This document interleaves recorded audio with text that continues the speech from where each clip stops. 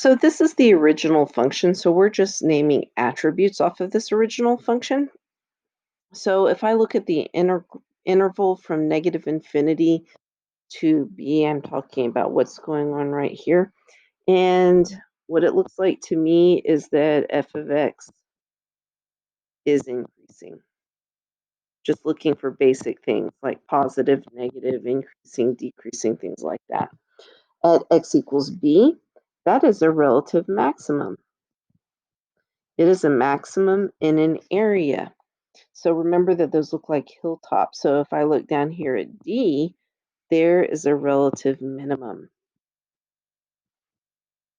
All right, so from B to D, that's from here to here, my graph is going down. So I would say f of x is decreasing. All right, from D to infinity, my graph is going back up. So I would say f of x is increasing. Now, if I did not have the graph and I knew that from negative infinity to b, my graph was increasing, and from b to d, my graph was decreasing, then I'd be suspicious that there was a max at b because my graph went up, then my graph went down. All right, let me clear out what's on here. From negative infinity to c, let's look at what that is. My graph is concave down.